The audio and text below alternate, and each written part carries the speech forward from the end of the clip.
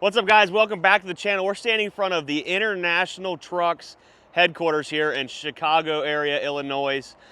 We've got a really special video, guys. We're picking up Cherry, the other red Scania here in the USA. International's had it for the past 2.5 years. We're gonna be driving this truck home at the end of the video. But before we do that, we're gonna get to check out some antique trucks, some other really cool International trucks that have the new S13 Integrated powertrain inside of it. We're gonna get to drive some and meet the whole entire team here at International. Let's head inside, guys. All right, so first stop, we're gonna get to check out some of the classic vehicles here inside the showroom. This is really sick. An original International cab over. Now these, I've only ever seen them in movies or on Facebook, but the glass window was for visibility to see what was right in front of you. Isn't that really unique? This is has a V8 gas engine in it though. But look at this. This thing is in immaculate, like mint condition. I don't know if that's like a 9-speed or an 8-speed. I don't know. Someone comment down below. Eaton Fuller. Can't tell if that's a 18012 on the side of it. 6x4. This is really cool. This is what you had back in the 19 old days. Got the 1000 R20s on the back. Old school rubber. That is sick, isn't it? Comment down below, guys, if any of you ever seen one of these or got to drive one. And they're locking differentials. Either a locking differential or it's like a 2-speed. It may very well be a 2-speed rear end because he had a V8 up there, a gas burner, and didn't have a lot of horsepower, but it got the job done. Really, really cool. They said don't open it, it's super fragile. But can you see in there? Ryan's toes aren't long enough. It is really, really cool. That's good, yeah, I think that'll work. Really, really cool truck. Then right here, look at this, the iconic International Scout. Lots of American heritage right here, guys. Imagine you went up to the International dealership, right? Back in the day. They had everything. They had a tractor, you know, Farmall IH. You could get your car to drive down the road, to grocery getter, and then you had your semi-truck to pull your tractor around. And then you have the B100 International truck. Look at this thing. Now this is classic right here. I bet Ryan doesn't know what this is. There's a shifter on the steering column, but nothing on the floor. How did you drive that? Oh, that's a 3 on the tree. Imagine you're clutching it and you're shifting right here. That's manual or automatic? It's manual, son. Come on. This thing is really cool. I don't know what we're getting into next, but this is a great start to some really cool stuff, guys. Man, that thing is just so sick. Now, I'm sure it rode like absolutely terrible. Can you imagine? But that's really cool. I've never seen one with tandem drives on the back. Usually they're just a single axle. But that is really, really cool. It needs some big old straight pipe stacks and some glass packs on the back. All right, guys, so we made it back here to the Customer Experience Center with Matt. He's gonna give us a rundown. We've met a whole slew of people. We'll get into talking and meeting some other people in the video as we go to all the different spots throughout the buildings here. But Matt, tell me something about the new S13 engine, which we've talked about in some videos where we've seen it at trade shows and stuff like that, but Matt touched on a few things maybe I didn't cover so well. Absolutely. So the S13 Integrated is the best of both worlds, right? What do people like about powertrains from 25 years ago? They were simple. The S13 Integrated is very simple. We went back to basics, letting the engine do what the engine does best, and then letting our after-treatment system clean things up downstream. What's different? We have no EGR cooler, and we have no variable geometry turbo. We simplified things. The reason we were able to do that is we went to 23:1 compression. When you take compression up, you actually make more NOx, but you lower particulate matter. There's an inverse relationship with that. So increased NOx, but lower particulate matter. We've learned a lot about eliminating NOx downstream with our after-treatment systems, so that's what we're able to do. So for the people at home, particulate matter is your black soot you would normally see coming out of tailpipe pre-1999, and NOx is harmful gases to the ozone layer. Yeah. Absolutely. Okay. No, good point out there. But yeah, so we are able to deliver some next level fuel economy. The best thing is for our customers is that we're going to lower your total cost of ownership, because repairing EGR coolers, replacing variable geometry turbos are quite costly. Those two components do not exist on the S13 Integrated. So again, simplifying the engine. It's responsible for generating power. It does it in a clean, efficient way. The byproduct is a higher level of NOx and a lower and virtually no particulate matter created. So let's move downstream. Let's talk about how we clean things up downstream. So we have our proprietary after treatment system here. We are maximizing SCR technology. We are using DEF, diesel exhaust fluid, which is everywhere now. Everywhere AdBlue, now, however you want to say it. Absolutely, everybody's using that technology, and everybody has. We've gotten really, really good at using it, and that's why we redesigned this global powertrain, right? So Scania launched with they call it the Super 13. They launched in March of 2022. They've produced over 130,000 units. We've produced over 14,000 units here in North America, but we're again 3+ years behind. Yeah. So we will absolutely catch up. But what's different about this after treatment system? Get this: no parked regenerations, dosing it with diesel fuel. Okay, we do not dose diesel fuel in this. This is a passive system. It needs about 600 degrees Fahrenheit, give or take, So to do what it needs to do. Exactly. So when you do a parked regen, you're at about 1100 degrees Fahrenheit, and that's really hard on the components of an after. That's where the name grass burner comes from. Exactly, because you'll start fires for sure. But again, we maximize SCR technology using diesel exhaust fluid. So we actually do 2 doses of DEF. The first dose of DEF is actually right outside of the turbo outlet here. The reason we do that is the exhaust is the hottest, and we can reduce a significant amount of NOx right off that first dose. Then we flow into the after treatment system here. Again, this will be mounted on the tractor underneath the passenger side door, underneath the skirt. We'll go into the after treatment system here. The exhaust is now flowing from the back to the front. We have 2 SCR catalysts, followed by a diesel oxidation catalyst, and then a diesel particulate filter here. Which is serviceable. It is. It is absolutely serviceable. So you're not sending your box off to get cleaned or having to replace the whole box. Absolutely. Pull the filter out, call your dealer up, get a new one. It's perfect. Something like that. Yeah, the dealers have a special tool. They'll pop off this frisbee-looking cover here, and they can slide out the after treatment system, or slide out that first level of the after treatment system, and they can go ahead and it can be serviced. The biggest thing for me from the outside looking in and learning is the serviceability of everything. Absolutely. So for years we've had with the emission systems, it was just, hey, replace the whole thing. Sorry, that's your only option. Exactly. And now I've got a serviceable. Yeah, we listen to our customers when we put this powertrain together. Hey, that's how you sell multiple trucks to a customer. You lower their total cost of ownership. You make their life a lot easier, and that's what we're doing here with the cost per mile. Integrated. Absolutely. So then we do a temperature sensor, a NOx sensor, then a little bit more DEF dosed. That'll flow through the bottom side of the after treatment system here. And then there's 2 paralleled SCR catalysts that are not serviceable that are designed to last the entire life of the unit. Now, a lot of times in a traditional system, in a traditional diesel setup today, you have engines, they all have EGR coolers, right? A lot of times when after treatments need to be totally replaced, it's when an EGR cooler fails, and what goes downstream 9 times out of 10? Coolant. All the coolant. So when coolant hits an after treatment system, it just clogs it up, absolutely tears it up, destroys it.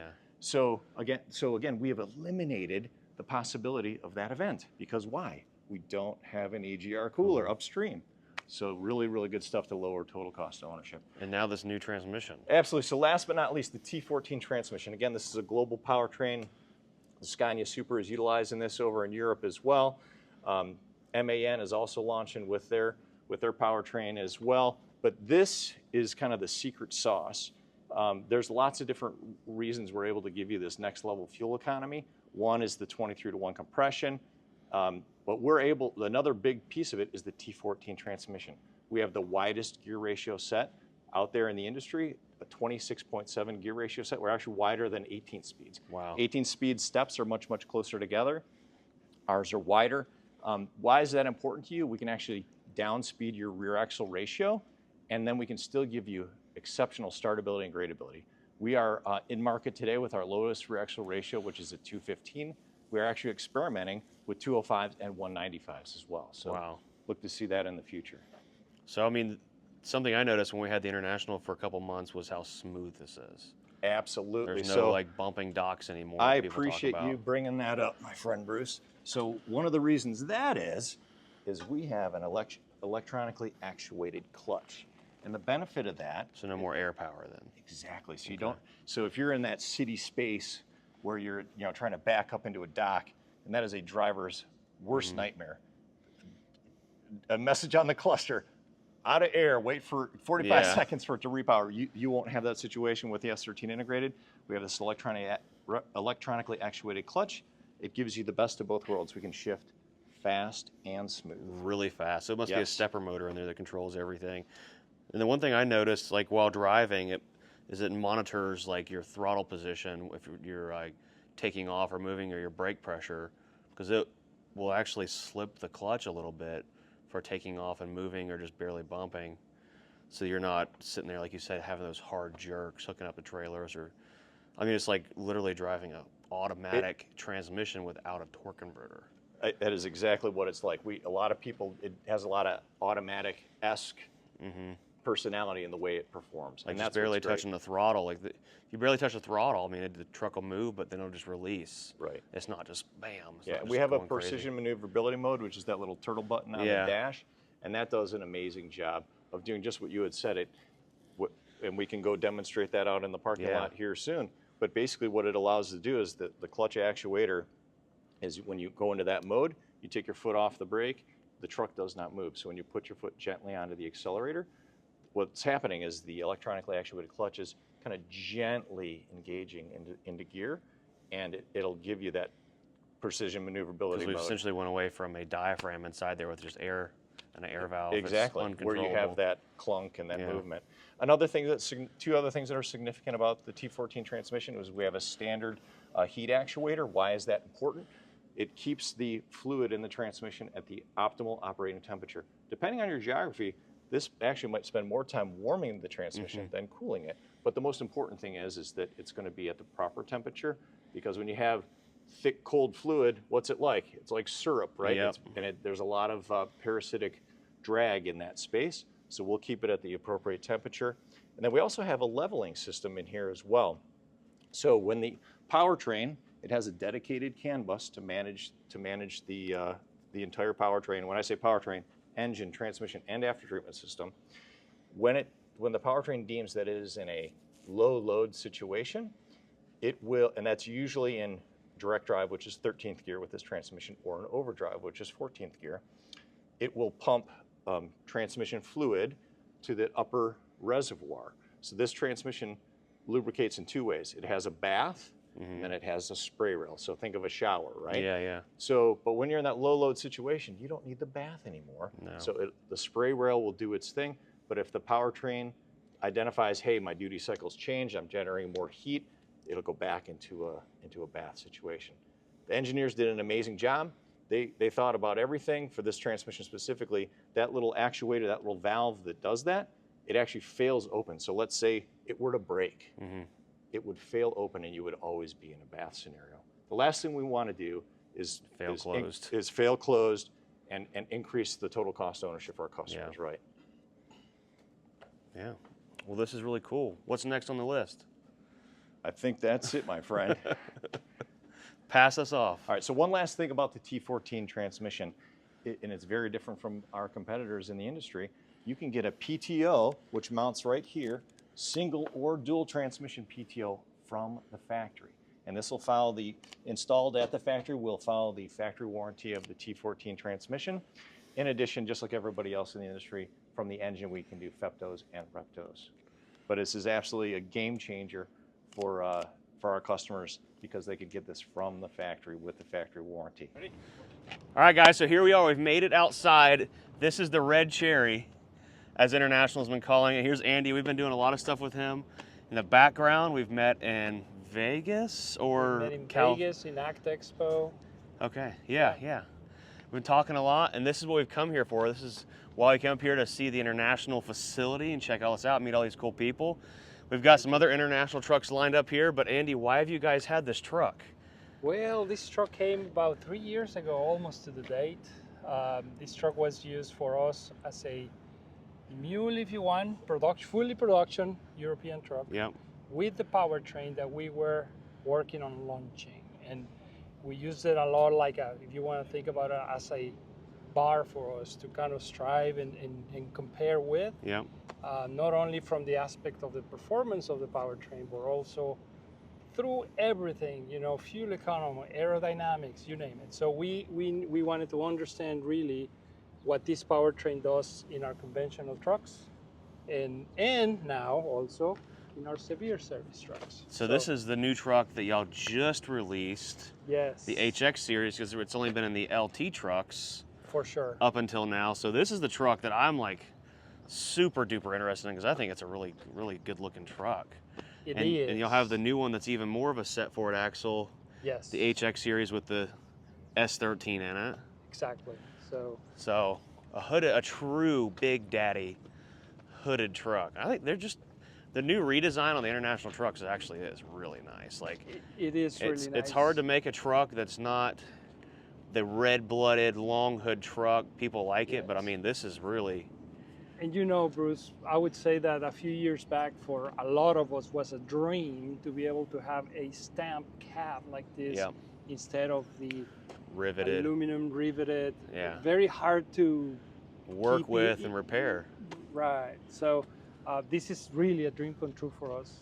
But this is like the streamlined cab, which is used on everything. Because it's not only International; it's every manufacturer has done away with the aluminum hand-assembled cab, and they've went to the same cab on every single truck nearly, with just different configurations. But this is something we hope to be getting our hands on in the very near future. We'll see. We got to twist some arms around here to try to get one of these things in the fleet with the S13 in it. But we're going to climb up in the driver's seat, check this thing out, drive around the parking lot here, see how it drives. It's got the Big Daddy mixer on the back. Yeah, dual. All the axles. all the axles. This is a heavy guy. And what horsepower is this now? I believe this is 465. Okay. But the new S13s and the HX series, they're bumping up the power a little bit, I heard. A little over 500, I think. 500, but maybe we should ask Matt. He's the expert on that. Yeah, we'll draw Matt in here in a second. But your role here is in the R&D side, right? It's in the R&D side. I work for the global benchmarking team. Okay.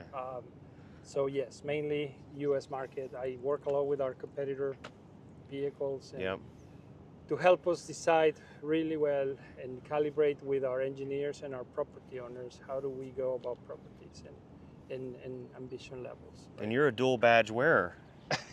Yeah. There you go. He's got a Scania badge and a Navistar. So yeah, Navistar International now. And you know, co-branded, all kinds of cool stuff. Yeah. Man, those are one of the craziest looking trucks to ever hit the road. And are they all done now? Yes. They're still floating around a little bit. Our Phoenix is finally on ashes now. That's a good one. But I am hoping for a future development. Rendition of it. Now I do see a truck back there, which is the set forward axle. Yes. HX. That probably doesn't have an S13 in it, but no. That is the truck. And that is a tractor. That is the truck I really like, that blue truck sitting back there. Yeah, that would be your heavy haul, girl. Yeah, man, we got to check that out in a minute. But let's hop inside here, crank this thing up, and see what it looks like. All yours, my friend. All right. Yep, keys in it, we're good. All right, we climbed up in the HX series. So this is 515 horsepower and 1850 torque. Now, like most of the people I've talked to, they've said that that is like the power, everybody. It's not too much, not too little, and it's the most fuel efficient. But let's crank this hog up. Cranking it up, it's like, you can definitely feel the compression on it. It's pretty crazy. And they talked about the maneuver mode. You can see it right there on the dash. Pretty cool. They're just super duper simple. I've always wanted to run a concrete mixer. I don't know if they'll let us go do something with it. Oh man, check out this air conditioning in this thing. There we go. We'll go drive it around the block right quick. See how she feels. Look at that clutch engagement though. I mean, we've noticed this in the Scania trucks. You know, like just barely touching the throttle. I'm not even touching it, it's just taking off by itself. No foot on the throttle. It's pretty crazy. Now they said this has got 370 rear gear ratio in it. This is a big daddy. Pretty serious truck here. They got all kinds of cool stuff parked here in the parking lot.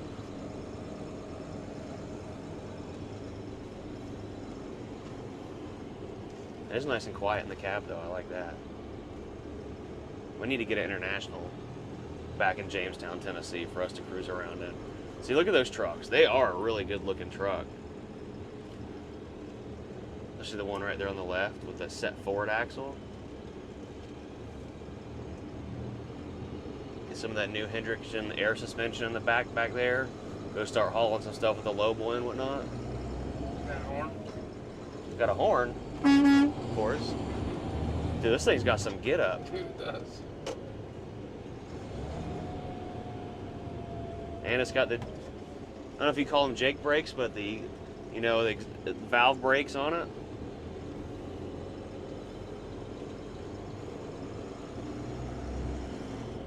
It just shifts so nice. It's insane. Like, compared to driving like Eaton automatics or anything like that, it's pretty wild. And then the LT right there, we had like, dude, hold on. What is that? That's the engine brake because I left the throttle. This thing will stop on a dime. But we had one of those for a little while from John Thompson over at Thompson Truck Group. Really good friend of ours. Really awesome guy and company to deal with. He let us have one of those things on loan for a little while, and we got to use it for a little bit. You guys can look back at some of those other videos. Really awesome truck. Let's go check out the LT, and then we'll check out Red Cherry that we came here to pick up. All right, up next we've got the LT, which we've driven before, but this one's a lot longer wheelbase. Normally on a aero truck, a fleet truck, you don't see this. So I don't know if this was left open for maybe to add some kind of an air compressor or APU. This is a really long chassis.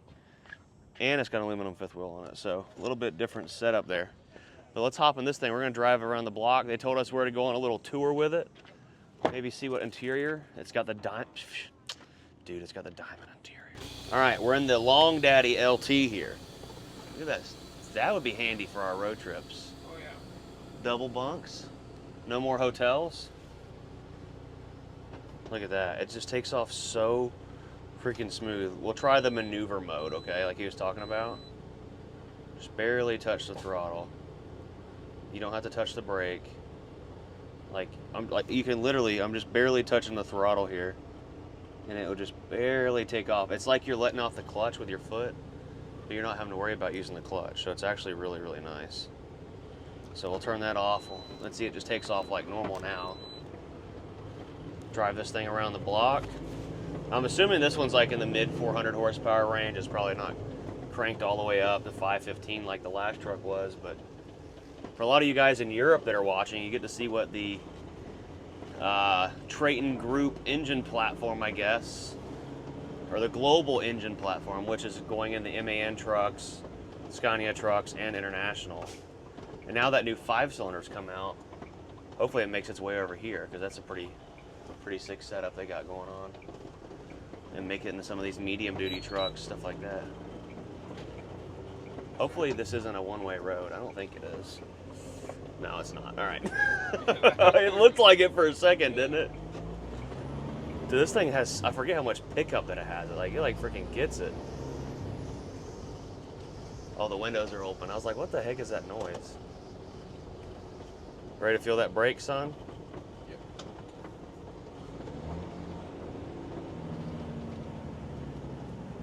She just slows right down. But I forgot we've got different power modes on here too. Somewhere right here. On the Scania, it's on the steering wheel. But we'll get pulled here in the parking lot. Yeah, it's in economy mode, so this thing will, oh goodness. This is a Long Daddy. We ain't turning in that parking lot, shoot. We're gonna have to do a double take. I do wonder why it has such a long wheelbase. I was not expecting that on this thing. Unless maybe it's set up for hauling like windmill blades or steel or something like that. You never know, I guess. So they have like overhang on the front of a trailer or something. We need to walk over there and check out that HX series with the set forward axle. I mean, not having a shifter here, don't get me wrong, the nostalgic and the cool factor leaves the chat. But man, I tell you what, when you get in traffic and having to do this all day and clutch, heck with that. There's so much work, dude. Just so much. Kills the legs.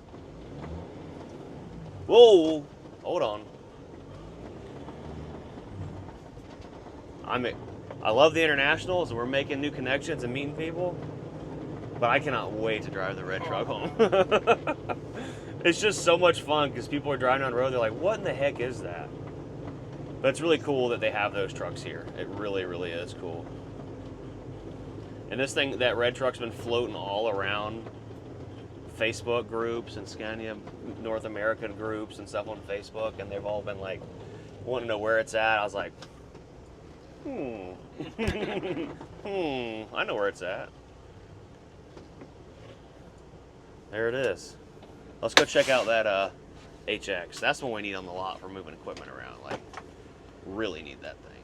All right, so this is the truck that I want, like really bad, but with the S13 in it. So they just released them with the S13. This has the predecessor A26 in it. I'm guessing this is like a demo truck or one. Oh, she's locked up. This one's off limits for us. But I mean, dude, look at the hood on this thing. It says taller than me. That's big. It's a big truck. Oh man. I like the stacks. The little sleeper on the back. We got to see one of these at Onaway, remember? When we were up there in Michigan. Really sick truck. And it's the right color. Gotta have the blue, guys. Gotta have the blue.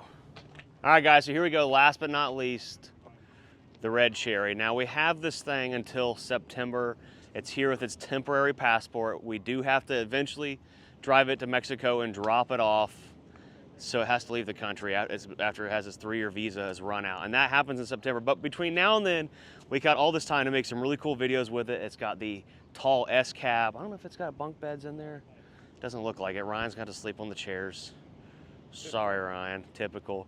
But 6-cylinder engine. So it's got the super engine, the same engine that's in all these new International trucks right here. So same technology, but it's going to be really cool to have one of these things sitting in the shop. Now I should talk Scania and send us a white one from Mexico. So red, white, and blue. Dude, that'd be sick. It would, wouldn't it? Let's hop inside this thing and check it out. Now back here at the back, it is a 6x2. It's got the double boogie back here. We actually needed a few parts off this thing because this fifth wheel sits up about 6 inches higher than the one we have on the blue truck back at the shop. So we're gonna be actually taking this fifth wheel off this truck and putting it on our truck at the shop so that we have a raised fifth wheel to work with. So one thing we need, and it actually has a different style 24-volt converter box, which we may see if we can fit that to our truck. I don't know yet. We're still doing testing. We're gonna get this thing back to the shop for sure and get her buffed out, polished up. We may trailer it to a show or two, but man, I'm just pumped to drive it home. It's gonna be a lot of fun. And to break it to the Facebook groups of who has the Scania, the red one International has had. There was a blue one floating around here. I'll put a picture up on the screen. We need to ask them about it. I think it got crushed. So the rules, Ryan's like, what? So the rules are they can have these things here in the US and they either have to leave the country or they have to crush them and show that they've been destroyed. So depending on what testing the trucks got put through while they were here International, that first truck, it may have not been worth shipping out somewhere and selling it. It may have been beat up. I don't know the circumstances on that one. This one's still in decent shape. It's gonna end up going to Mexico and being sold to a customer down there because it's compliant and legal down in Mexico. So that's where this one's gonna be headed. But let's hop inside this thing and check it out. All right. Daddy's home. It's got a smaller cab. That's the biggest thing. It's not like the 23 cab. But that's still plenty enough bed space, in my opinion, to crawl back there and go to sleep, you know? Look at that. Can't even touch the roof in this thing. No coffee maker. Oh, dude, this looks sweet. I'm just looking here. Matthias going to be watching this video. He's like, Bruce, don't keep taking stuff off this truck that you feel like you want or need. But that right there, that phone holder looks pretty sick. Oh, yeah. I think we need that. This has got the 6-cylinder, so, oh, power's off. Got to turn the power on. So no V8 package, no V8 logo, stuff like that. Much quieter engine. She's got 15,929 miles on it. Not too shabby. But this is our ride home from Illinois. Lyle, Illinois, I think that's what they said where we're at. I didn't hear them correctly, but look at that. It doesn't have any spot for the tachograph. Is that the horn? I'm sure it's got a horn. Does the horn work? Pretty cool. All right, so we got a few other things to check out before we get on the road here at International. We might walk inside the other spot, and we're gonna do some other touring around here, but this is what we came for. We're gonna be traveling home with this thing soon. Comment down below, guys. What do you guys think about all this? Who would have thought we'd have a second NextGen Scania at our shop in Tennessee? It's honestly very surreal. Like, really surreal. Do we got a fridge, though? We got a fridge. Do we have another fridge? Nope, just storage.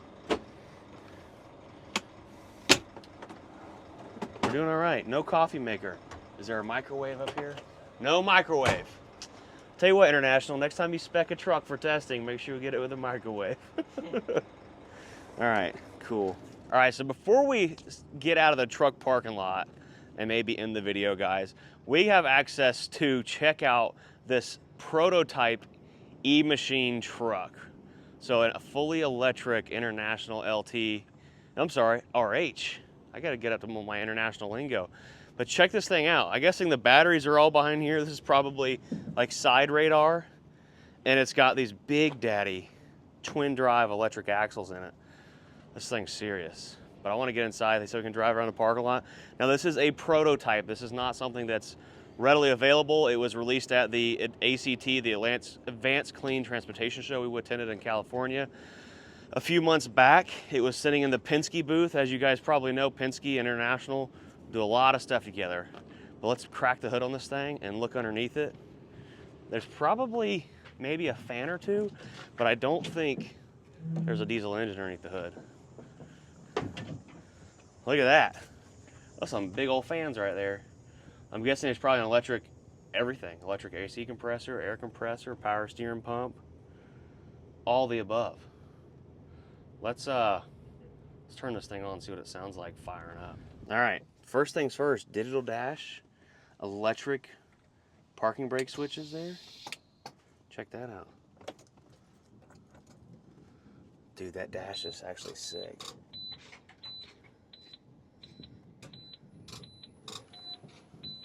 This is really cool. Vehicle unable to start. Uh-oh.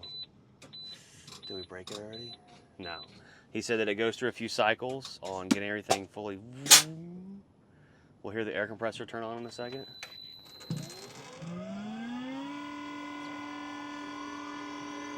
It sounds like a turbo, like a jet engine firing up. There's the seat. It's getting air in the seat. It is pretty cool. It's building air. All electric too, man. This thing is really sick. How about that air condition though? We need some air condition. There it goes.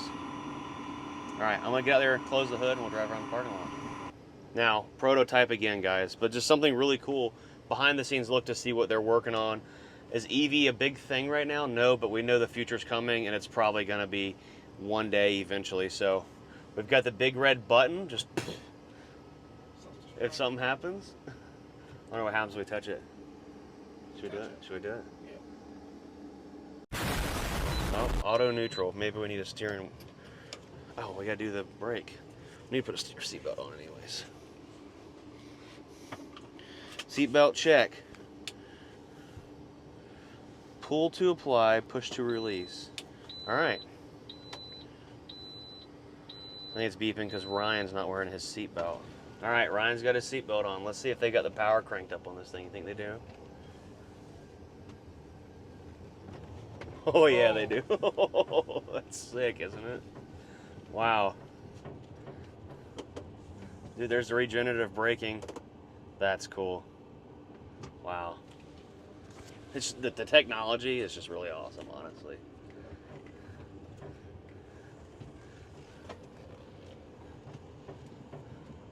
This is what I want to do, man. Get to go check out really cool stuff that's not out yet.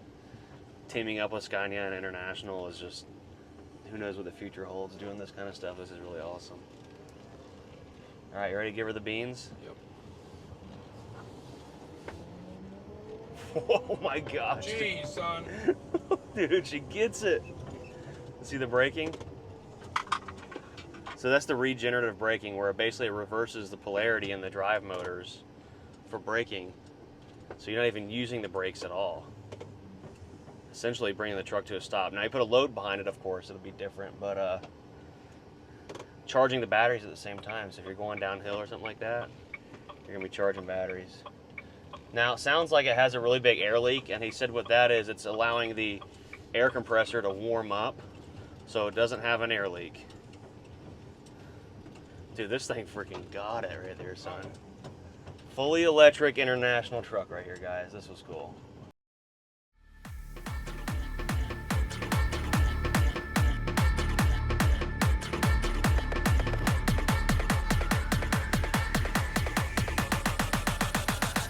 Maybe we can get down, down, down.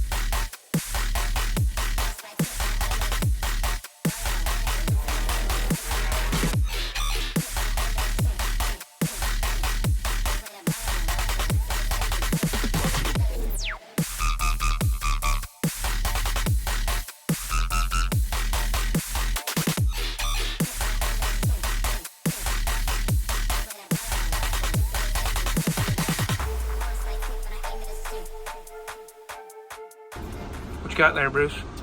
Oh, we're on the road headed home. We made it down to Indiana. Traffic in Chicago is not fun at all. We're getting a picture of him. He's getting a picture of us. Thank you. Anyways, guys, we are in Indiana now. Got me a glizzy. Traffic in Chicago was freaking terrible, but we are we're headed out. Down to Tennessee we go. We're gonna meet all kinds of people along the way, and maybe make another video on the way home, and see what everyone else thinks. So I hope you guys enjoyed the video. Comment down below, what do you want to see us do with the red cherry Scania once we get it back home to Tennessee. Make sure you smash the like button. Go check out International Trucks on Instagram, Facebook, YouTube, everywhere. We're gonna be doing lots more really cool collaborations with them in the near future. And yeah, we gotta put 400 miles in. We'll see you guys later. Peace.